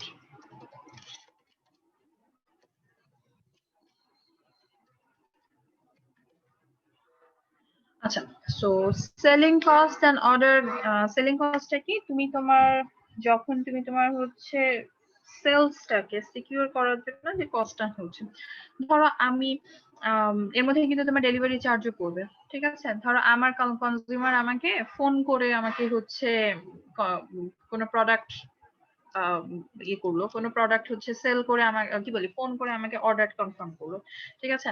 আমার কিন্তু কোনো অফিস নাই, আমি আমার ফ্যাক্টরিতে ডিরেক্টলি আমি নিয়ে নিচ্ছি অর্ডারটা ওখান থেকে। That will be Incorporated in your selling cost. Customer আমাকে বললো যে আমার বাসায় পৌঁছায় দিয়ে যান প্রোডাক্ট, তাহলে কি ডেলিভারি ভ্যান করে আমি ডেলিভারি ভ্যানের ডেলিভারি যে কস্টিংটা সেটা আমার সেলিং কস্টের মধ্যে যাবে। তারপরে ধরো আমার যে ডেলিভারি ভ্যান যে চালা যাবে, ডেলিভারি ট্রাক ড্রাইভার, তার যে স্যালারিটা সেটা আমার যাবে হচ্ছে সেলিং কস্টের মধ্যে। তারপরে যে মানুষটা হচ্ছে ফোনটা ধরে তারপরে অর্ডারটা কনফার্ম করলো সেটাও কিন্তু আমার পড়বে হচ্ছে সেলিং কস্টের মধ্যে। আচ্ছা, এগুলো সবকিছু আমার সেলিং কস্টের মধ্যে পড়বে। মেইন কথা হচ্ছে তোমার অর্ডারটা পেতে এবং অর্ডারটা ফুলফিল করতে যা যা খরচ আছে সবকিছু তোমার চলে যাবে হচ্ছে সেলিং কস্টের মধ্যে। Next comes to administrative cost. Administrative কস্টটা কি? আমার অফিস রিলেটেড যে খরচগুলো আছে। অফিস রিলেটেড খরচ বলতে এখানে আমি মিন করছি, ধরো আমার ফ্যাক্টরিটা হচ্ছে দিনাজপুরে, ঠিক আছে? টি শার্টটা হচ্ছে আমার দিনাজপুরে। এখন আমাদের ঢাকার যে কাস্টমার যারা আছে তারা নিশ্চয়ই দিনাজপুর যাবে না টি শার্ট কিনতে।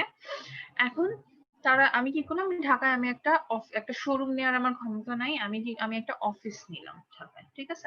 এখন ওই অফিসটা আমার নিজস্ব না, আমি এটা রেন্ট আউট করলাম। ওকে, সো অফিসের যে রেন্টটা আছে সেটা হচ্ছে আমার অ্যাডমিনিস্ট্রেটিভ কস্টের মধ্যে পড়বে। তারপরে ধরো আমার অফিসের রেন্ট ছাড়া অফিসের ইউটিলিটি লাগবে, সেটাও আমার পড়বে হচ্ছে অ্যাডমিনিস্ট্রেটিভ কস্টের মধ্যে।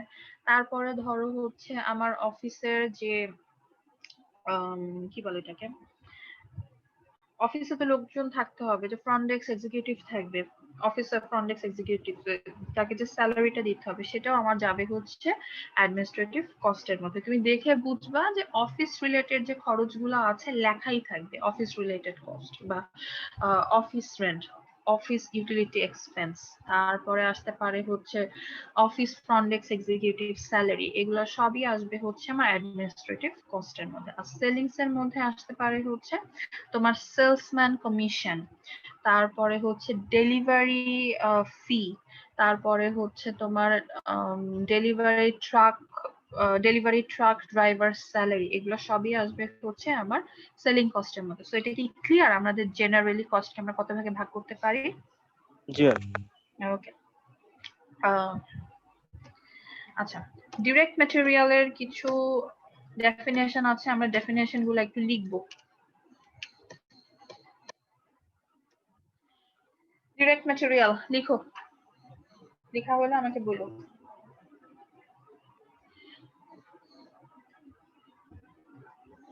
Direct material, the material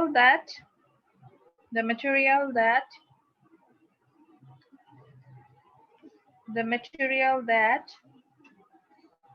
goes into the final product, The material that goes into the final product. The material that goes into the final product.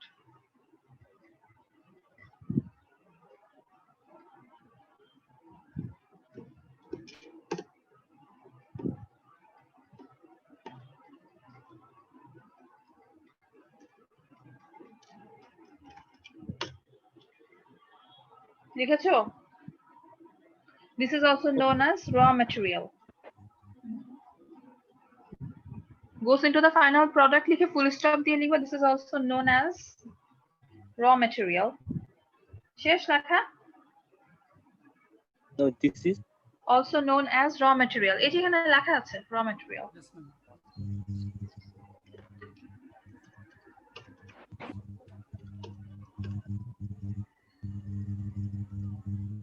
শেষ? yeah. আচ্ছা, direct labor.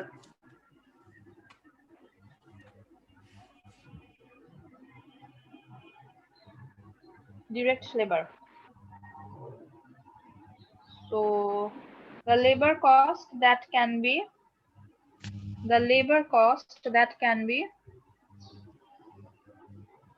easily traceable. The labor cost that can be easily traceable. The labor cost that can be easily traceable. Ma'am, easily Traceable. Traceable. Traceable. যেটা trace করতে পারি বা track করতে পারি সেটা। The labor cost that can be easily traceable.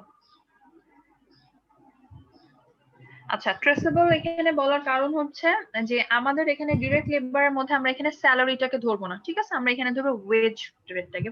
Wedge rate জিনিসটা হচ্ছে তুমি সকালবেলা একজন তোমার এখানে ঢুকলো, তুমি তাকে সন্ধ্যাবেলায় তাকে দিয়ে দিচ্ছ, টাকাটা দিয়ে দিচ্ছ, ঠিক আছে? সেটা যদিও বাংলাদেশের প্র্যাকটিস অনুযায়ী বাংলাদেশে প্রত্যেক মাসে তোমাকে দেয়, কিন্তু তাদের রেটটা আসলে ওয়েজের মতো করে ক্যালকুলেট করা হয়ে থাকে, ঠিক আছে? ডে বেসিসে। ধরো একজন লেবারকে বলা হয়েছে যে হচ্ছে সে প্রত্যেকদিন তাকে 100টা 100 পিসেস অফ টি শার্ট প্রত্যেকদিন তাকে সেলাই করতে হবে। সে 100 পিসের পরে যতটুকু সে সেলাই করবে সেটা কিন্তু তার এক্সট্রা, ঠিক আছে? এবং এক্সট্রার জন্য তাকে আবার এক্সট্রা টাকা দেয়া হবে। ওকে, সেজন্য এটাকে আমরা বলছি ট্রেসেবল, যেটা আমরা খুব ইজিলি ট্র্যাক করতে পারতেছি যে আচ্ছা আমার লেবার ওয়েজ রেট হচ্ছে এত, কারণ ওর লেবারের সবার ওয়েজ রেট কিন্তু সেম থাকে না, ডিফারেন্ট থাকে, সেজন্য বলেছে, ঠিক আছে? Next comes two manufacturing overhead. Manufacturing overhead.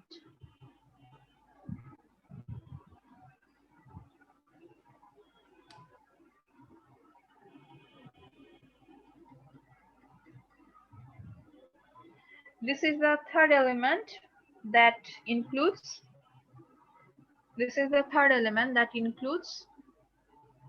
all manufacturing cost. This is the third element that includes all manufacturing cost that all manufacturing costs except EXEPT, except direct material and direct labor.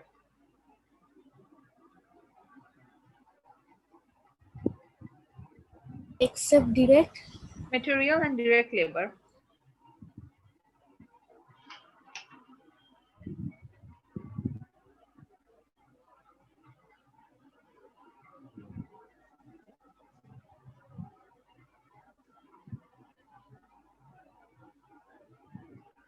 ঠিক আছে?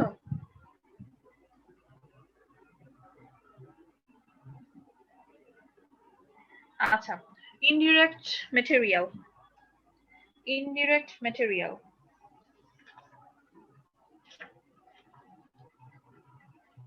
The part of finished goods that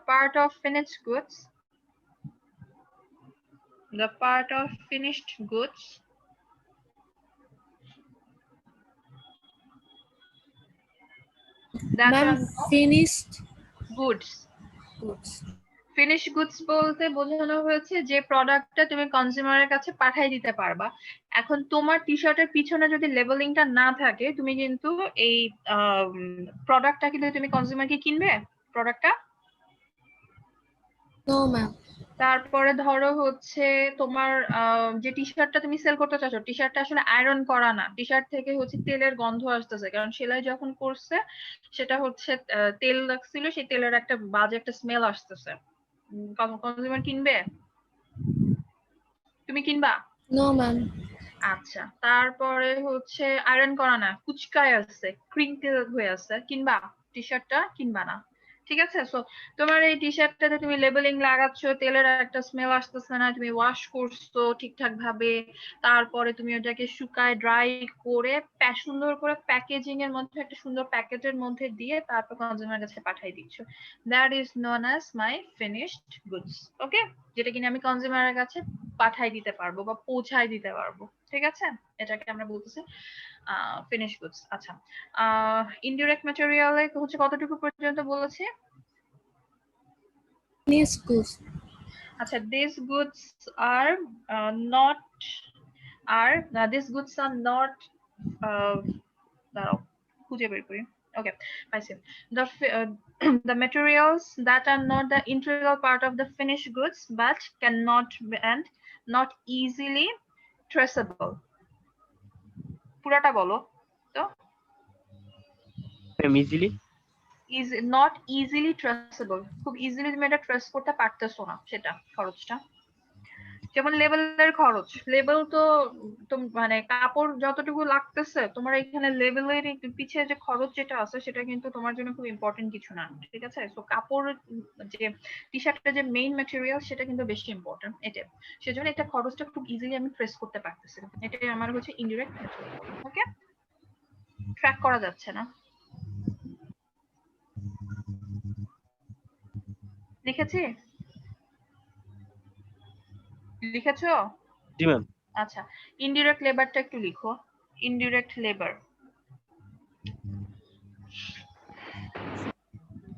indirect labour হচ্ছে the labor who are not the labor cost for those who are not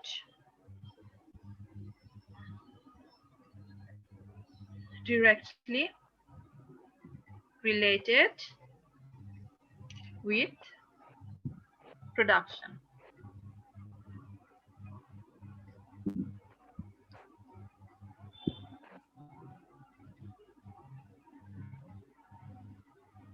লিখেছো? যারা প্রোডাকশনের সাথে directly linked না তারা। Yes, ma'am. লিখেছে।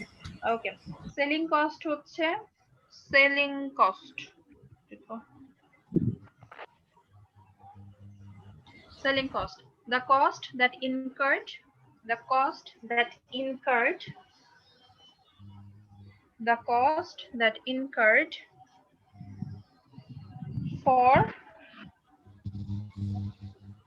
That cost that the cost that incurred for order getting and order filling. The cost that incurred for order getting and order filling. ঠিক আছে? Yes, ma'am. Administrative cost. The cost associated with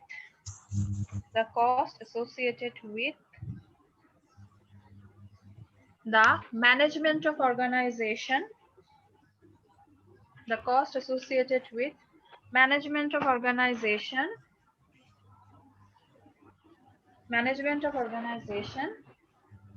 rather than manufacturing and selling. লিখেছি?